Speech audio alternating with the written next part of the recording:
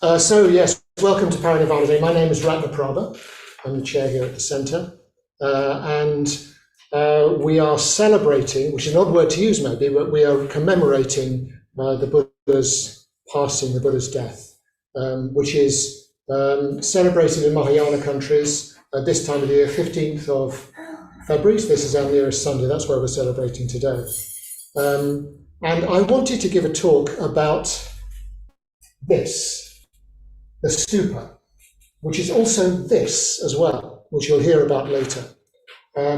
Because, well, I hope it'll come clear why that is particularly relevant to commemorating the Buddha's death. And I wanted to start off with a memory from some years ago of a stupa, which was a new one, it just been built, and I was very fortunate to be there for the opening of the stupa. And I was roped in, I was given a sort of a banner to hold. There was a big procession going down the road. At the front of the procession was an elephant. And behind the elephant were these queues of Buddhist monks. Some of them were in sort of orangey yellow robes, and they had come in by jumbo jet, a chartered jet. They'd come in from Thailand. But a lot of the other ones were in more greyish robes, monks and nuns, and they were Japanese monks and nuns. And we processed this long procession, a long queue of people, ringing little bells and with the elephant, with the banners, with things waving in the wind, going down to this lake. And on the edge of the lake, there was this brand new Buddhist stupa. A brand new Buddhist stupa. Which country were you in? Can anybody guess where this happened? London. Not London, no. Is it India? India, no, not India. Spain. Not Japan.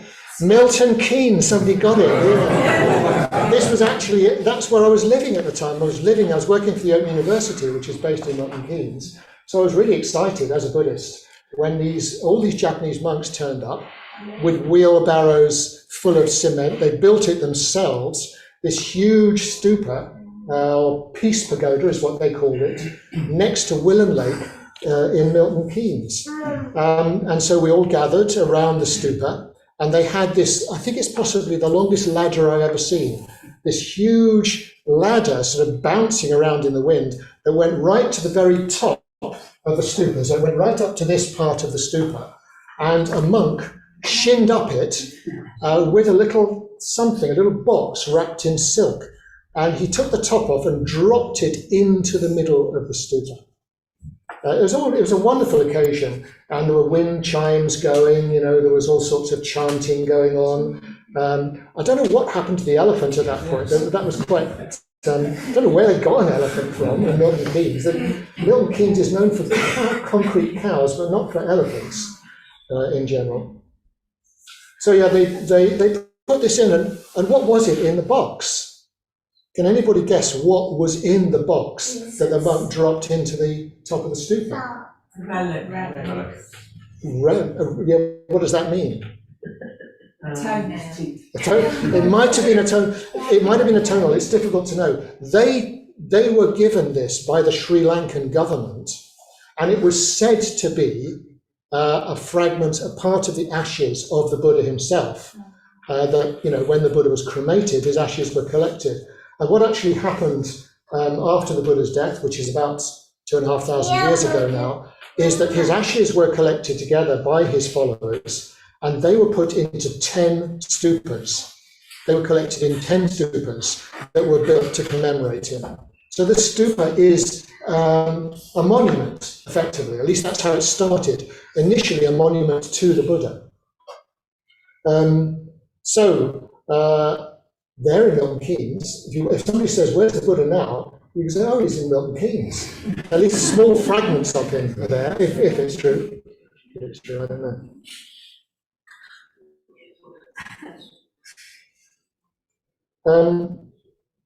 So there was this issue when the Buddha died as to what to do with his body. And people actually, because they knew he was on his way out, he'd actually said, "I'm not going to last very long." He was 80 years old. They said, "Well, what do we do? What do we do with the Buddha when the Buddha dies?" And according at least to some of the stories, what he did was he took his cloak and he folded it up. This would have been yellowish or brownish, like this. And then he took his begging bowl, like this, and he put that on the top. And he said, that is what a stupa looks like. You can make a monument if you want to. It's up to you. Make a monument if you want to, and you can put the ashes in there.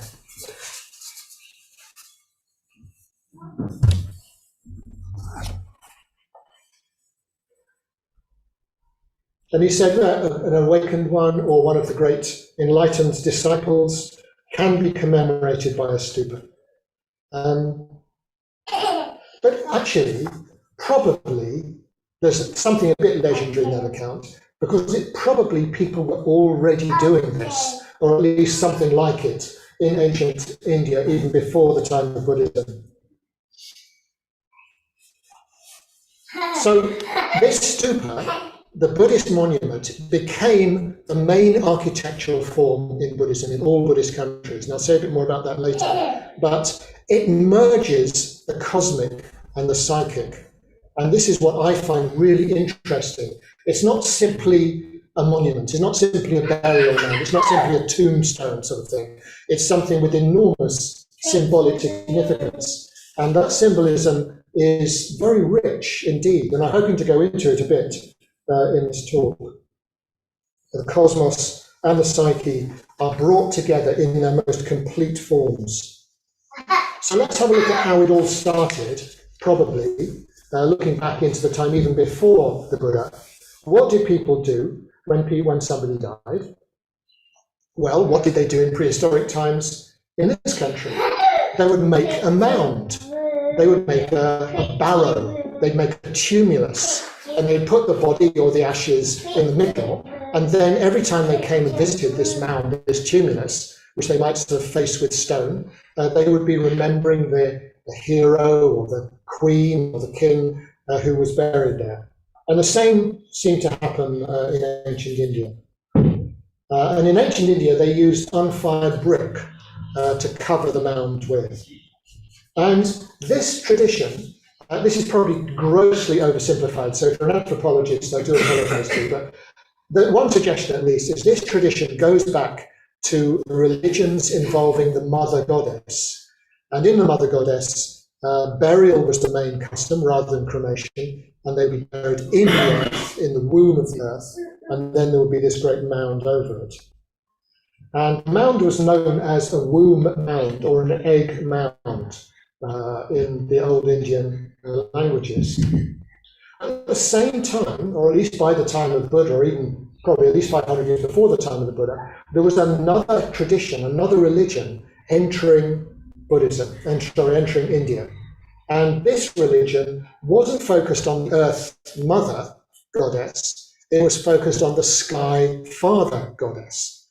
And so this is a very interesting cultural meeting of these two. So these nomadic horse-riding warrior people came in who weren't so interested in making memorials on the ground. They were interested in the spirits of the dead returning into the sky, where the sky father lived. So the ceremonies there were sacrifices held on a fire altar beneath a village tree. So we've got these two big symbols of these two religious traditions. The great mound of the earth goddess religion and the fire altar under the village tree, meeting place, of the sky god traditions. And the two were initially opposed. And one of the things that Buddhism tried to do, as it did with everything, was to try to reconcile opposites, try to reconcile opposition, not by, as some religions do, saying it's all wicked paganism, you'll go to hell if you follow that, but by saying, well, let's find what is positive and rich in these traditions, and let's bring them together. And that's what the stupa did. It brought together the worship of the earth and the worship of the sky, and it honored both of them. So I find that really fascinating.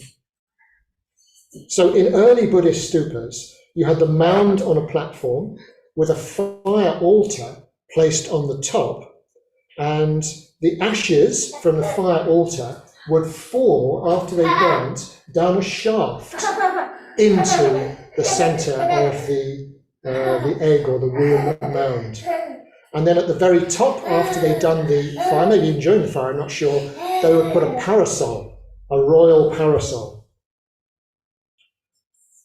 So the image I have, this is very fanciful, I know, but the image I have in my mind is that this egg cracks. And out of the crack, a tree bursts out with flames at its base.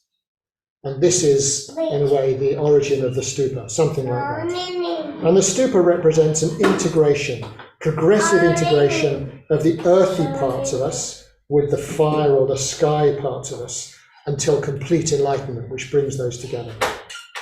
So every Buddhist country developed its own style of stupa, and it would use them partly to commemorate great teachers, great figures in the religion, but it also used the stupa as a teaching method and also as a place to gather where people would come to hear talks on the Dharma, to meditate together, to do walking meditation, to do chanting and so on.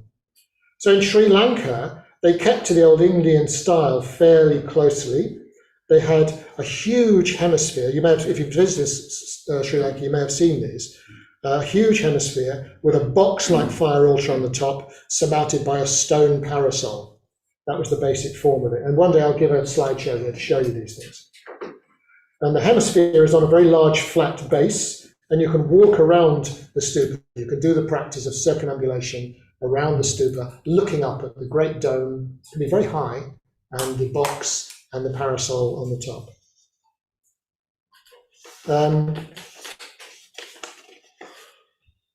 So stupa worship became actually a tradition in early Buddhism. And the way you would do that, as well as doing your chanting, your circumambulation, you would also cover the stupa with little lights.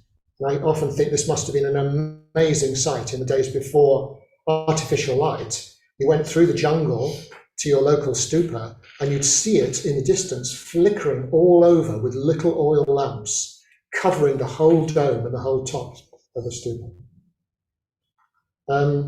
Now in Thailand and Burma, the form of the stupa changed, and it started to soar. And these stupas are often very, very spire-like, very lofty indeed. And then in East Asia, they became pagodas, as we call them now. And they often lose the huge base. You might have seen the one in Kew Gardens, Chinese pagoda there. That's basically the top part of the stupa. And there the planet itself becomes the base of the stupa.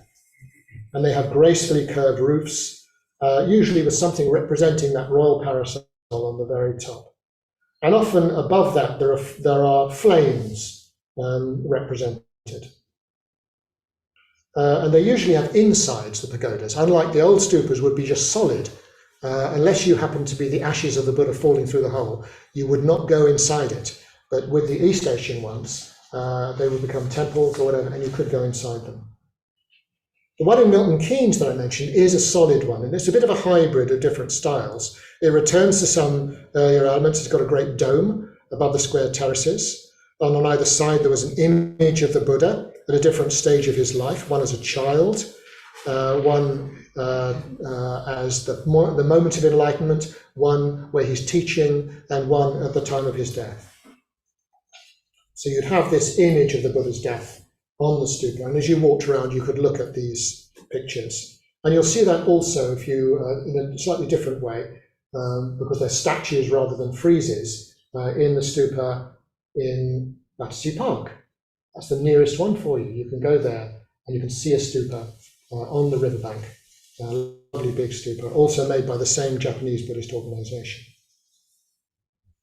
But the most extraordinary stupa in the world, in my view, is the one at Borobudur in Java, because Java used to be a Buddhist country, and there's this vast stupa, which is also a mandala of the 5 Buddhas as well, there, which is well worth a visit. The most beautiful sculptures adorning it all over. Now, there's one place I haven't mentioned yet, one Buddhist country I haven't mentioned yet for its stupas, and that's Tibet. So what about the Tibetan stupas? And this one is a Tibetan style stupa, the one we have here on the shrine. So it shows the structure of human potential. The stupa represents the Buddha. It symbolizes enlightenment, but it also shows everything that you need to build up to gain enlightenment.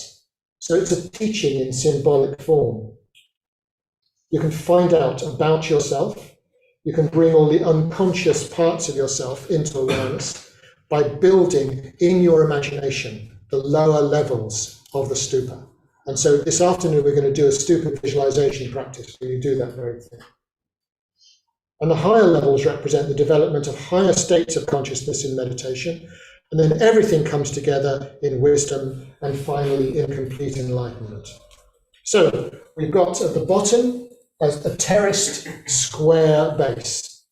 Sometimes it's round, in this case it's square. This is the firm, earthy foundations in the natural world. Acceptance of one's ordinary nature, your emotions, your desires, your body, and the needs of your body. There it is. It's there. And in the Tibetan stupas, instead of a dome, we've got what you might call a pot or a vase shape, this part here. Yeah.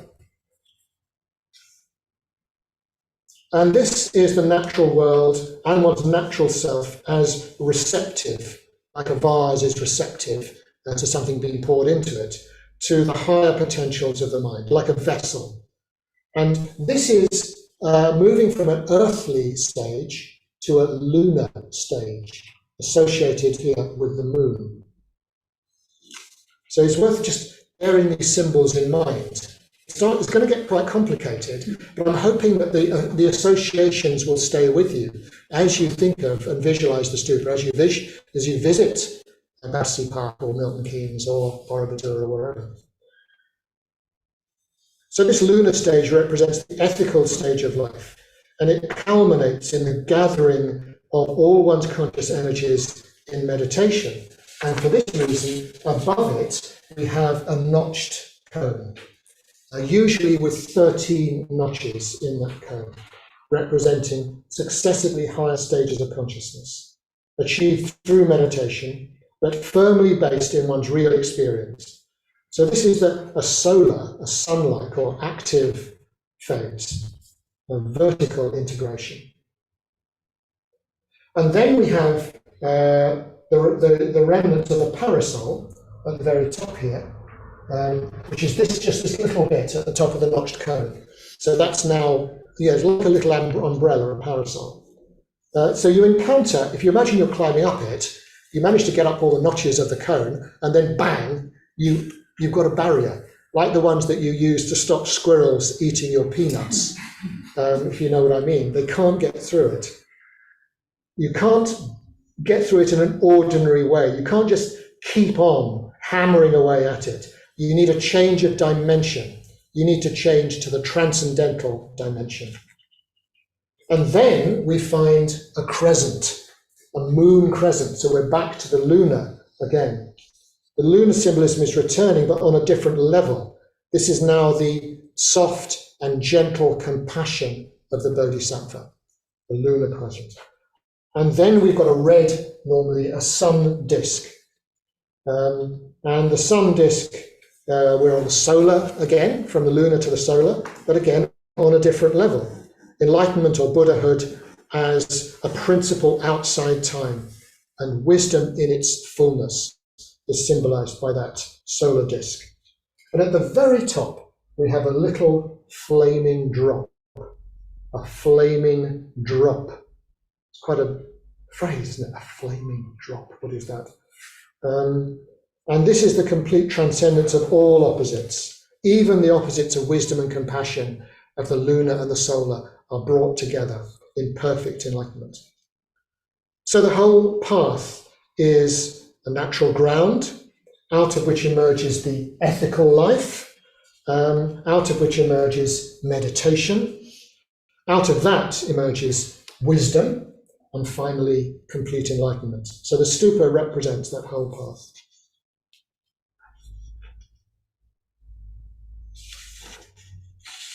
So this is the psychic symbolism of the Buddha, of the stupa. The stupa as something that tells you about your own mind and the potential of your own mind.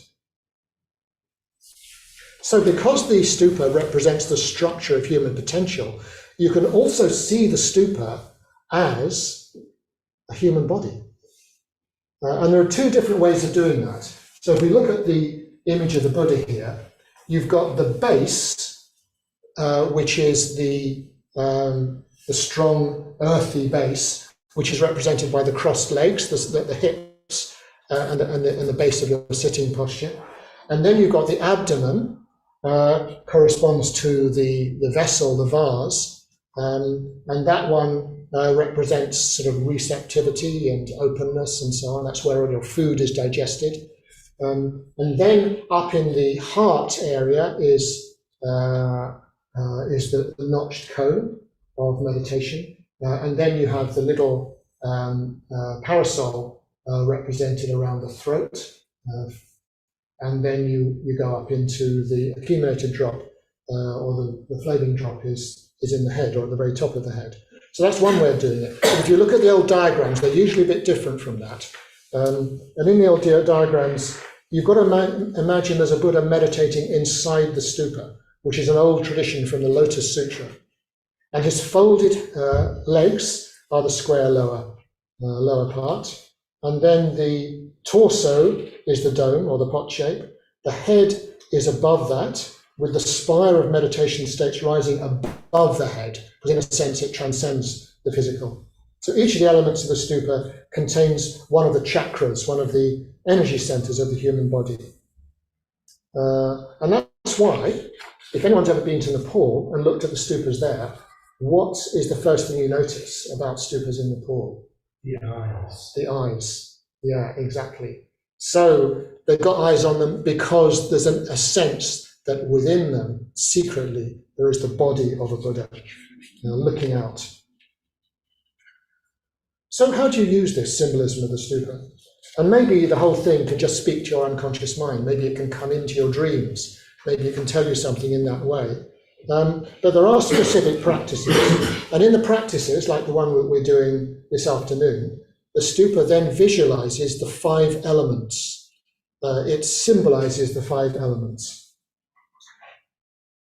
It's another way of looking at the structure of human potential. And these elements are earth, water, fire, air, and space come consciousness.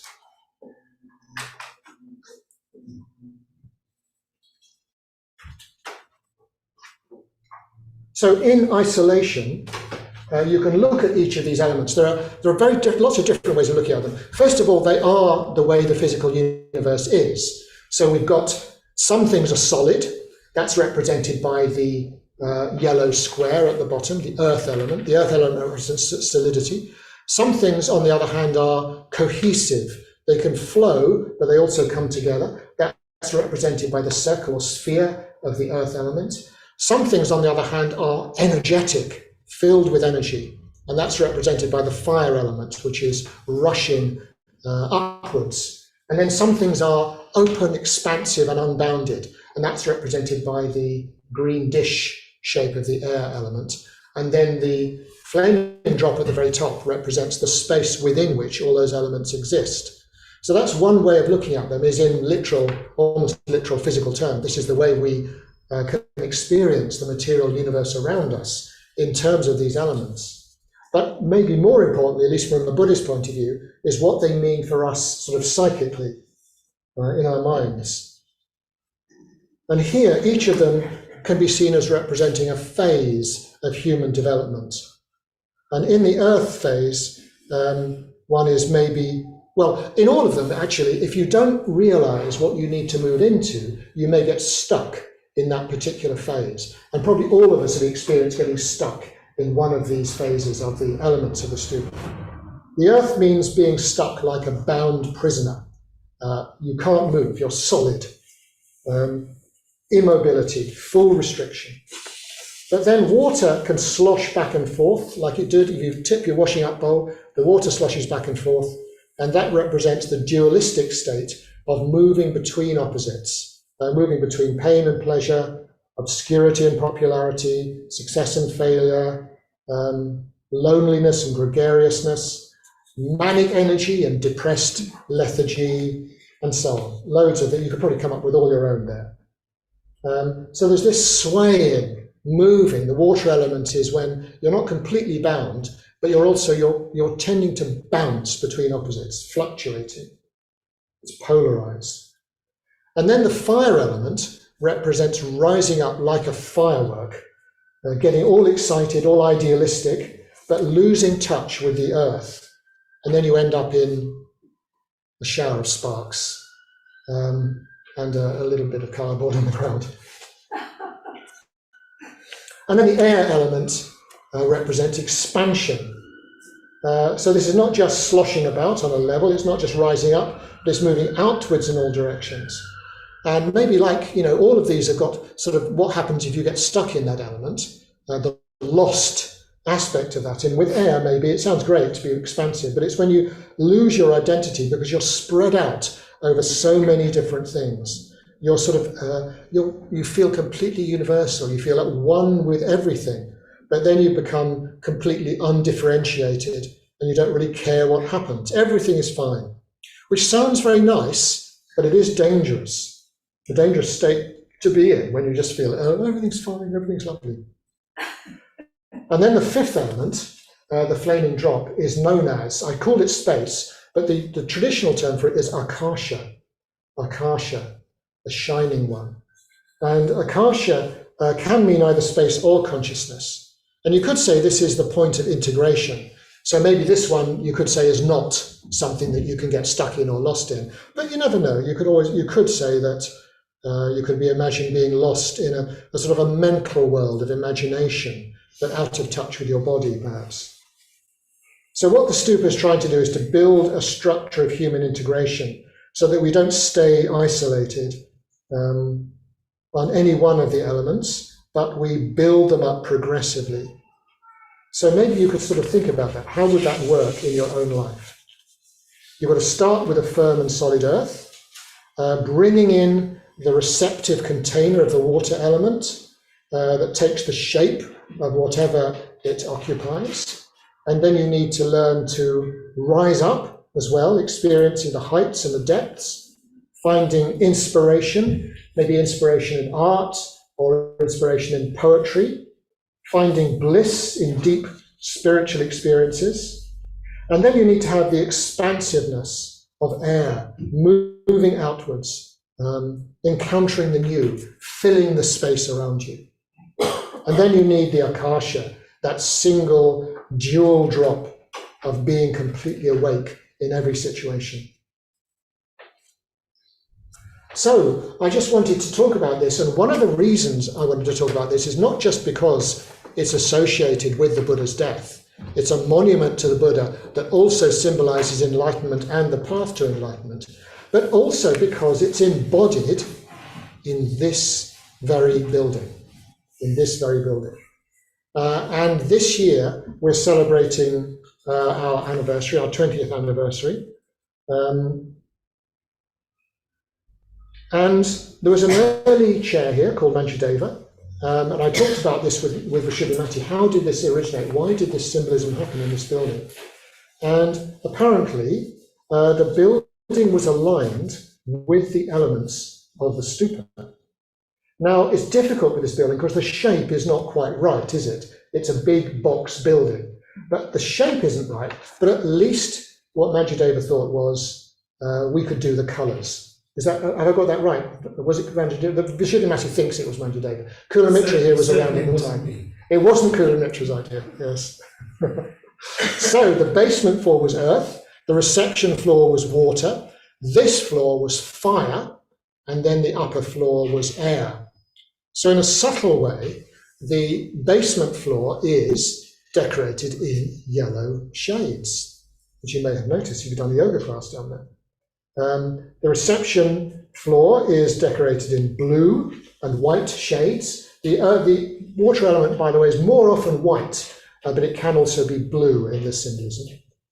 And then this floor was decorated in subtly flamey red sort of Can you see that? Did you look around the walls, the jasmine so beautifully decorated?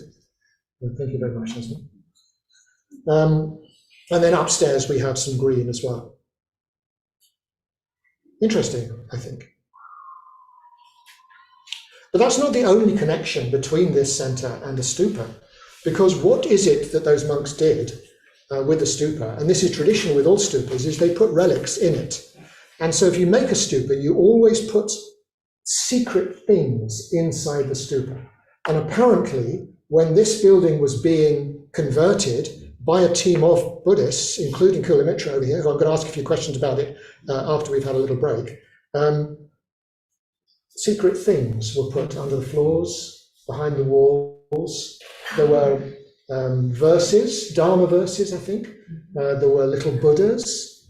There's got a few people nodding here who must go back that far. Anything else but was... There was, I remember we were given some bits of earth, broken stone from the old building. And I've still got some at home in a little box, in a little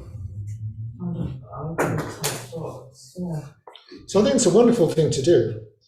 And there were also a lot of purification rituals done. I'm talking about the original opening of this building 20 years ago. Purification rituals were done, apparently. This is before my time, so I'm having to rely on hearsay for this. And this involved going outside in a procession without an elephant, I think, unfortunately. You remember that, do you? Yeah. And the procession chanting mantras and walking clockwise round the whole block, which is exactly what you do with a stupa. So there are lots of connections here. Music, I think there was, incense and going, Okay, so I hope you found that interesting. There may be just a minute or two if you wanted any clarification questions, but I think it's a wonderful symbol. So I hope you'll be able to stay for the stupa visualization practice. And I hope that it sort of echoes something in you, the sense of we are stupas, in a way, or the stupa tells us how to be and how to practice in Buddhism, whether it's the stupa involving the elements, whether it's the unity of fire and earth, and whether it's the unity of the solar and the lunar, all coming together in the little flaming drop at the top of the stupa.